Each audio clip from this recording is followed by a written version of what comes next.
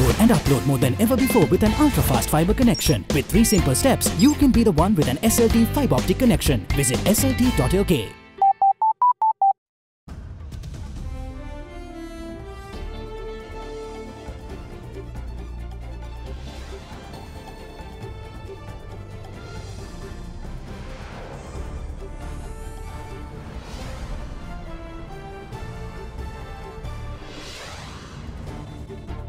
Behind closed doors, a certain minister from the Finance Ministry is behind the signing of Resolution 30/1, the Global Sri Lankan Forum alleges. Christchurch shooting. 49 dead and over 20 injured in one of New Zealand's worst terror attacks. There is no place in New Zealand for such acts of extreme and unprecedented violence. Mission accomplished. MANUSATH Derana Nature Force plants the 1,000,000 tree, accomplishing the 1 million tree initiative. What gain? SLPP questions the TNA what they benefited from supporting the Prime Minister. All these stories and much more coming up on Friday, the 15th of March 2019. From AdaDerana, this is AdaDerana First at 9. Live from Studio 24 in Colombo.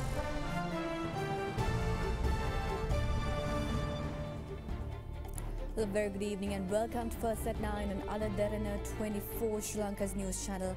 I'm Katharina Chang. Now tonight we begin with a story that has rattled the world despite it occurring 11,000 kilometers away from Sri Lanka. New Zealand witnessed one of its worst ever mass shooting that killed 49 people and wounded more than 20 during today's prayers at 2 mosques in Christchurch. The country's Prime Minister Jacinda Ardern described the incident as a terrorist attack and one of New Zealand's darkest days. Police confirmed a man in his late 20s was charged with murder and will appear in court tomorrow morning. Meanwhile, it was reported that Bangladesh cricketers were just minutes away from being inside a mosque in which the fatal mass shooting took place. The gunman carried out the attack while streaming himself live on Facebook. The 6-minute video shows the whole horrific incident where people were gunned down and slaughtered. We here at First at 9 have decided not to broadcast this horrific video. Instead, we will only show you the frame which shows the gunman's face.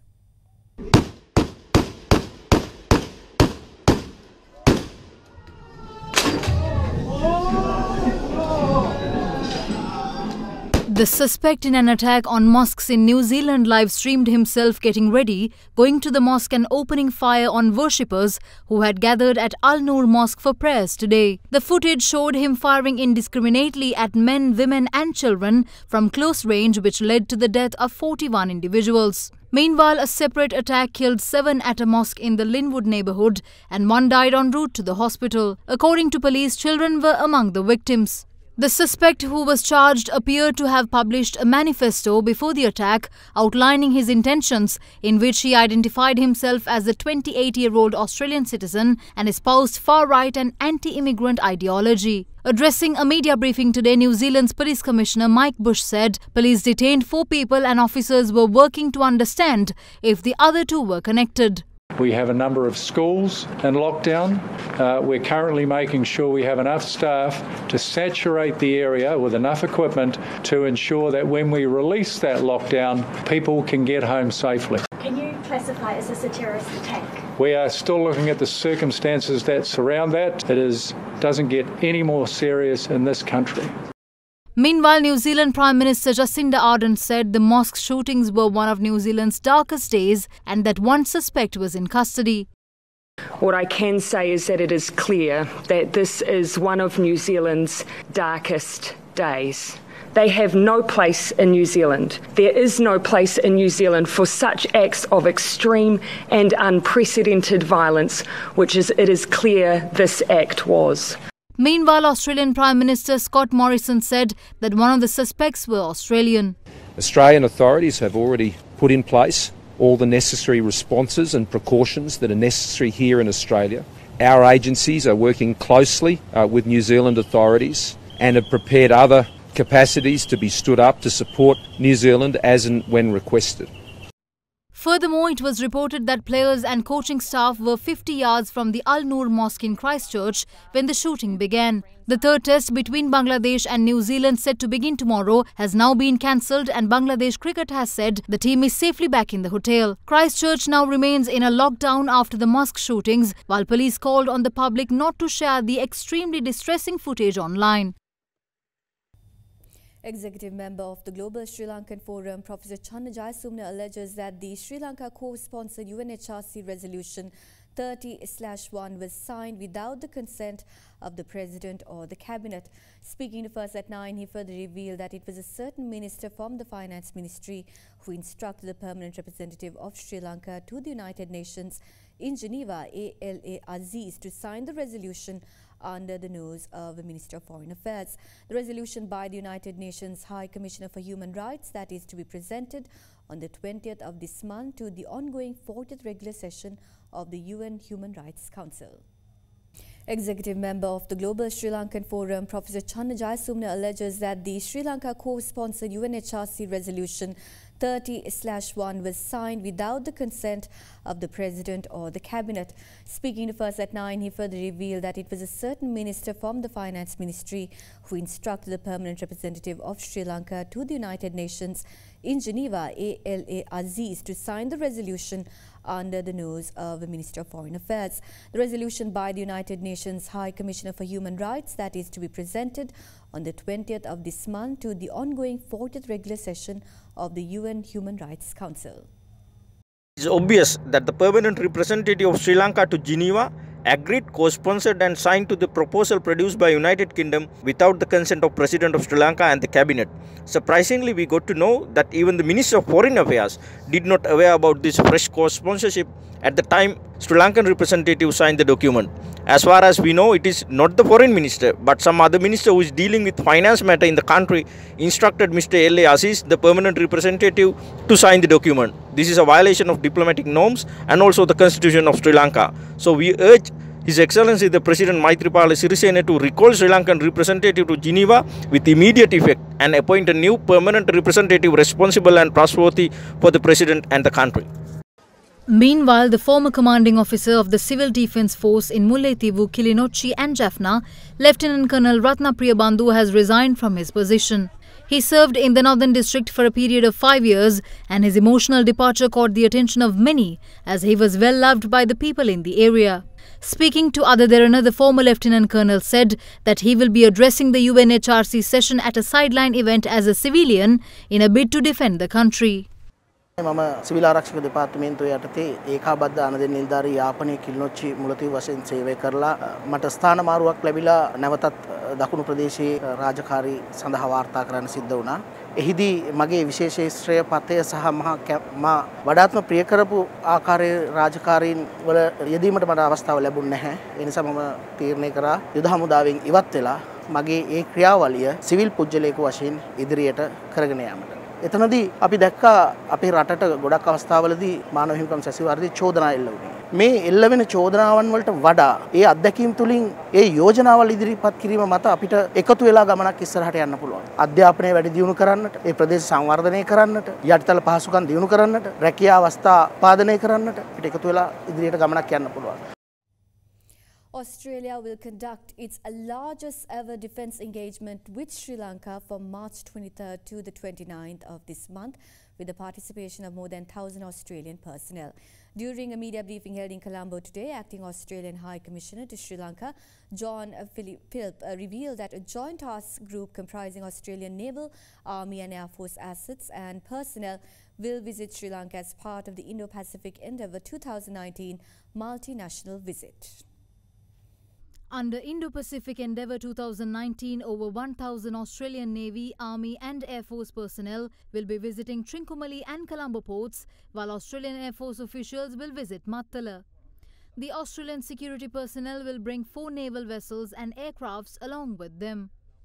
In defence, white paper includes further training in the future, or long-term training for the future for the Sri Lankan Armed Forces. What I would say is over the last year we have doubled the number of training opportunities for Sri Lankan tri-services personnel. Numbers, I would say, we're now training about 30 Sri Lankan tri-services personnel each year in Australia. That is on a positive trajectory. What's your perception of the threat in the region? It's a very big question because you think about that tactically or strategically.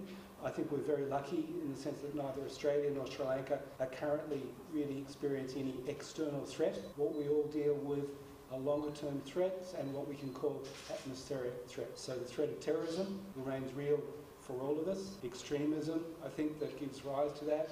It's something that Australia struggles with, and we work closely with a number of countries, including Sri Lanka, to try and deal with that. How do you see China emerging as a key player in the region? Look, for Australia, China is an extremely important partner. In other areas, we know that China is undertaking some things, but we have a good relationship with China.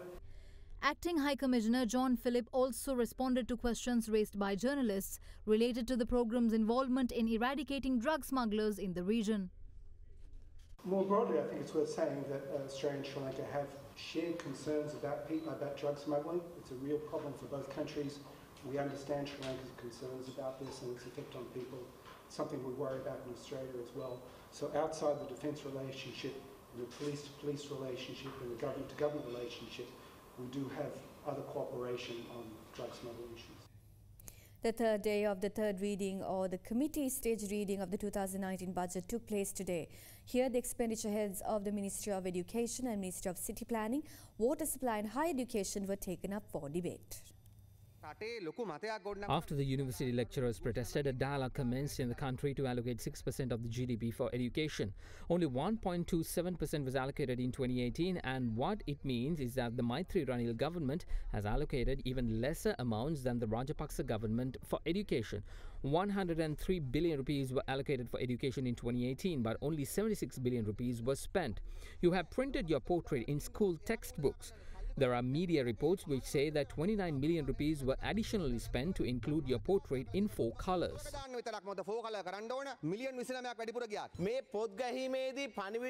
I will resign from the ministerial position if you can prove even a rupee was additionally spent to include the portrait. It doesn't cost even 5 cents for that. 95% of what you said are false. I think allowing to collect money in schools is a huge crime. Former Minister, this is not something I started. It was during your regime that officials were appointed to collect money to pay for the teachers in branches of private schools. What I did was to legalize this for the fear of an audit issue. You have even tabled a cabinet paper over this. I have not contributed to privatize the education in this country by any means.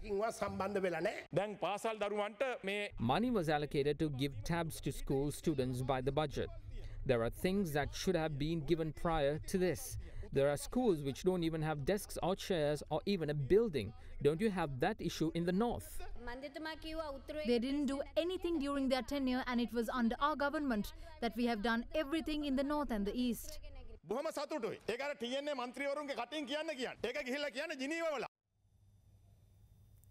Sri Lanka Polujana Perumune today questioned the Tamil National Alliance as to what benefit the Tamil community gained through lending unconditional support to Prime Minister Ranil Wickremesinghe. He raised this question at a media briefing held in Colombo today. After the second reading of the budget was passed with the support of TNA parliamentarian M. Sumantiran, fuel prices were increased on the 5th of midnight. The government was prepared to hike the fuel prices, but due to a vote being called in Parliament, they kept silent. We would like to ask the TNA as to what did the Tamil community gain from the unconditional support they showed to the Prime Minister. Meanwhile, the United National Party also put forth a question to the President asking whether he is willing to pledge support to Gotabaya Rajapaksa at the next presidential election, as discussions between Sri Lanka Freedom Party and Sri Lanka Polujana Perumuna concluded successfully. Meanwhile, responding to journalists, Minister of National Integration, Official Languages and Hindu Religious Affairs, Manu Ganeshan, said that the UNF has already decided its presidential candidate.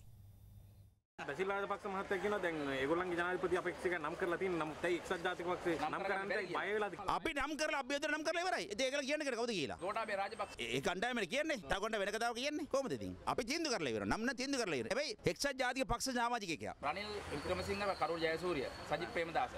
ඔව් ඒ තුන්දෙනා එක්කෙනෙක්. දැන් අයවැය දෙවෙනි වර කියෙව්වා. තුන්වෙනි වර ඔය සංඛ්‍යාව හම්බ වෙයිද? ඊටත් වැඩි හම්බ වෙනවා මොකද අතන බෙදිලානේ දැන් ඉන්නේ. උන්ට මේ අපේක්ෂකයෙක් හොයාගන්න බැරුව කඹ ඇදිලානේ තියෙන්නේ. දැන් ආයාපහුව කියනවා ශ්‍රී ලංකා නිදහස් පක්ෂ පොහොට්ටුව පළමු සාකච්ඡාව සාර්ථකයි කියලා. දැන් අපි දැක්ක පහුගිය දවස් ටිකේ ශ්‍රී ලංකා නිදහස් පක්ෂ ඊළඟ ජනාධිපතිවරණයට ඉදිරිපත් වෙන්නේ මෛත්‍රීපාල සිරිසේන මහත්තයා කියලා කියනවා. පොහොට්ටුවේ කණ්ඩායම කියනවා ඒගොල්ලන්ගේ ජනාධිපතිවරණයට ඉදිරිපත් වෙන්නේ ගෝඨාභය රාජපක්ෂ මහත්තයා කියලා. දැන් එක්කෙනෙක් පල්ලම් බහින්න එපා. දැන් සාකච්ඡා සාර්ථකයි නම් දැන් මෛත්‍රීපාල සිරිසේන මහත්තයා පක්ෂයේ විසිරුවා හැරලා පොහොට්ටුවට තමන්ගේ ඉතුරු සමාජීය ටිකවත් බන්දලා මෛත්‍රීපාල සිරිසේන මහත්තයාත් ගෝඨාභය රාජපක්ෂ මහත්තයාගේ ජනාධිපති අපේක්ෂකත්වය වෙනුවෙන් එතුමත් දැන් වැඩ කරන්න සූදානම්ද?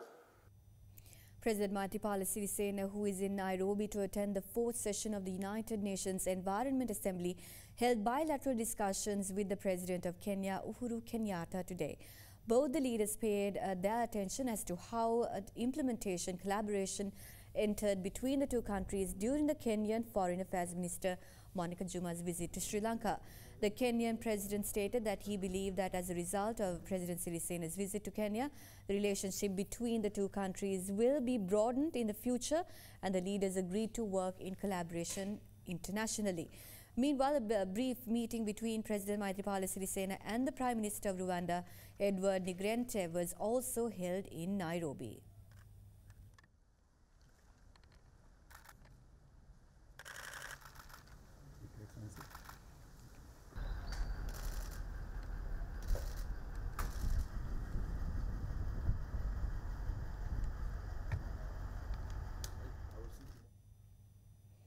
The 1 million tree project initiated by MANUSATH Derana Nature Force for the celebration of the 13th anniversary of TV Derana was successfully completed today, with the final tree sapling planted along a 17-kilometer stretch of road from the historic Vidhi Viharaya to Mallavapitiya in Kurunegala.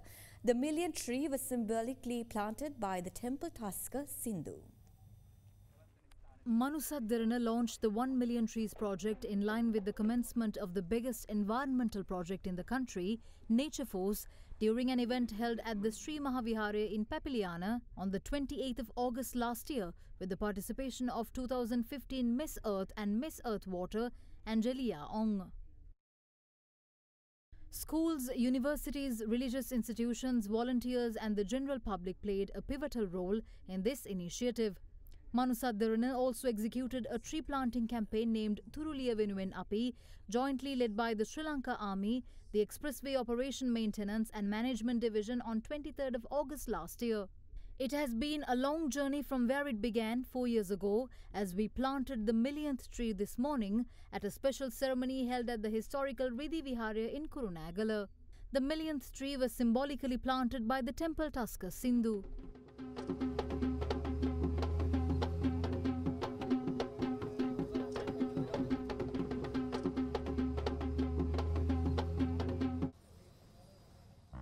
Saplings were planted along a 17-kilometer stretch starting from the historical Vidhi Viharaya to Mallavapitiya in Kurunegala. Various schools, religious institutions, public and private institutes took part in the event.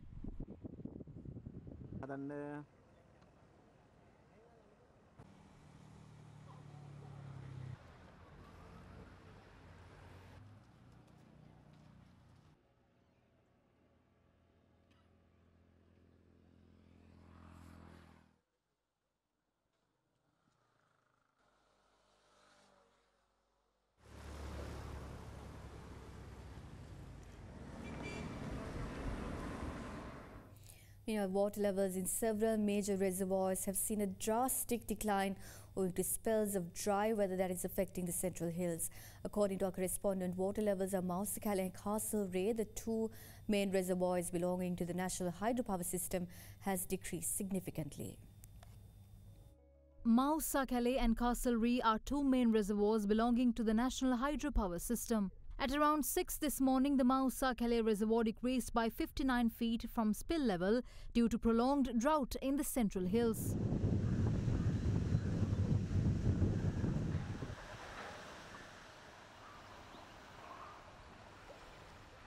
The ruins of the old city of MOSQUE was visible owing to the significant decrease of the water level. Meanwhile, the CASTLEREAGH Reservoir too saw a 49 feet drop from spill level due to the inclement weather condition.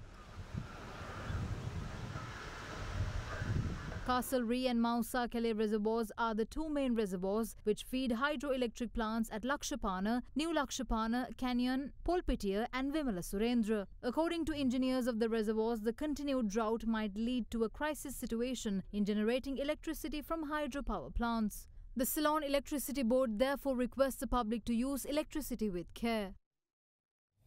3 persons travelling in a 3-wheeler were killed in a motor accident along the Colombo-Kurunegala road at Madalanda in Polgavela this morning. The victims were identified to be from the same family. According to our correspondent, the tragic incident occurred when a 3-wheeler in which 6 passengers were on board at the time collided with a van belonging to the Sri Lanka Navy. The 3-wheel passengers included the 3-wheel's driver's wife, his 3 children and grandmother. The 3 children are currently receiving treatment at the Kurunegala Teaching Hospital. Meanwhile, the driver of the van sustained injuries to his right leg. The family was on their way to a wedding in the Alau area at the time. The police suspect that the driver of the 3-wheeler dozed off when the accident occurred.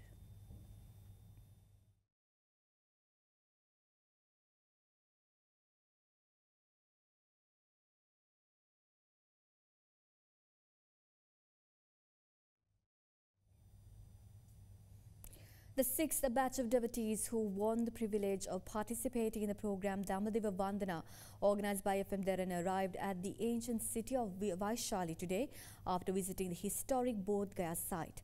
The devotees were seen engaged in religious observances at the site where Lord Buddha delivered the jewel discourse, also known as the RATHNAPRIYA. The devotees will get the opportunity to pay homage to the sacred site of Kushinara tomorrow.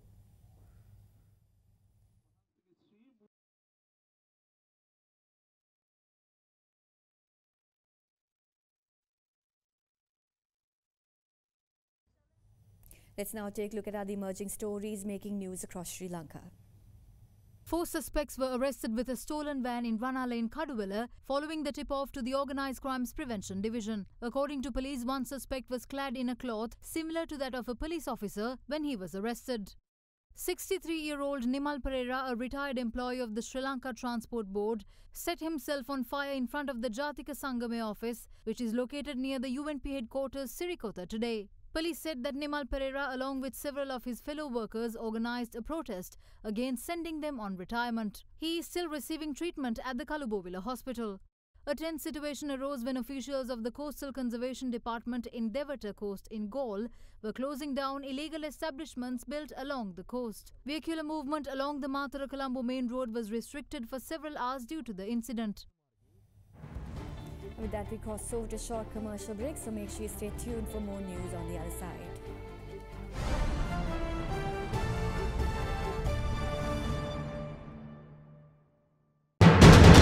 You are watching Sri Lanka's #1 news channel.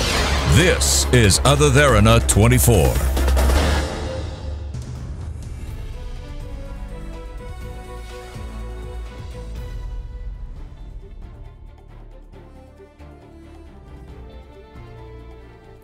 The 8th EU-Sri Lanka Investor Dialogue was held at the Ministry of Development Strategies and International Trade recently, where one of the main topics discussed was pertaining to the liberalization of shipping sector in the country.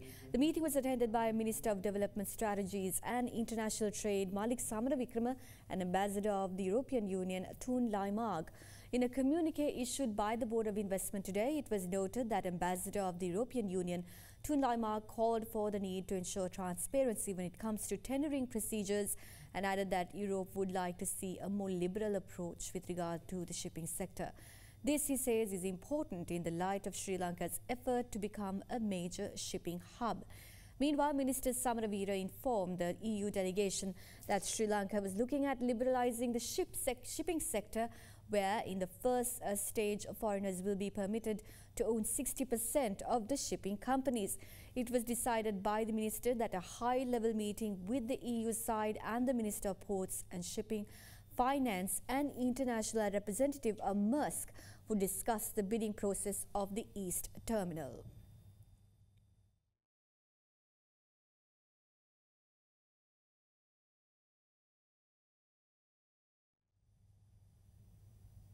The World Bank Board of Directors yesterday approved a $70 million credit to improve the quality of life of around 1 million people living in northern, north-central, eastern and Uva provinces in Sri Lanka.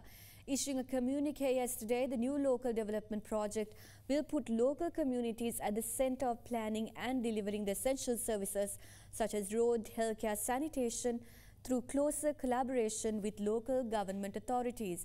The communique also noted that a recent World Bank study of socio-economic conditions in the north and east found many factors challenging developments in these areas, including weak community institutions, gender vulnerabilities, especially among female-headed households, trauma symptoms and risk behavior of youth and affected population.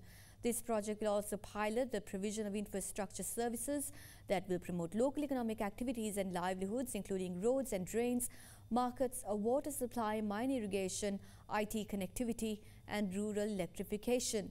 The total project cost is $100 million, including a $70 million credit from the International Development Association, with $23.65 million grant from the European Union and a $7 million contribution from Sri Lanka.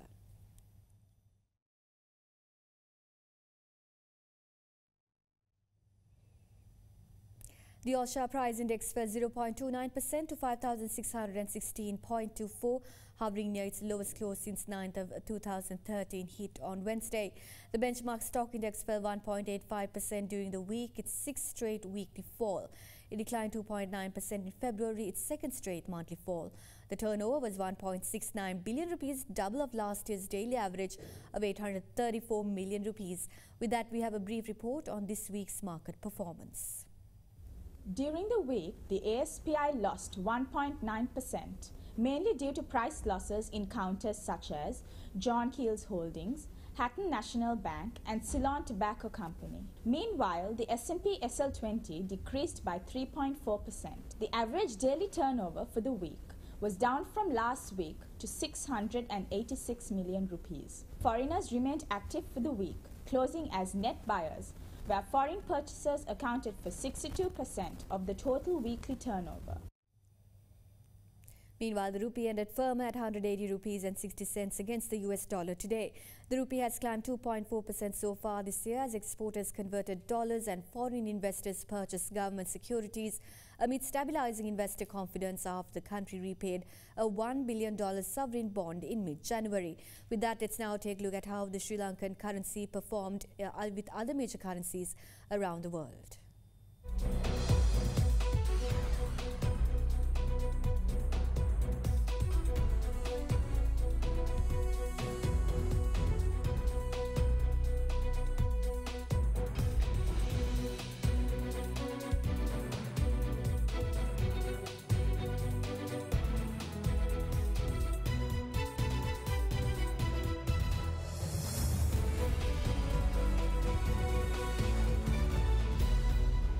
Well, we have sports news on the other side, so make sure you stay tuned for all the action.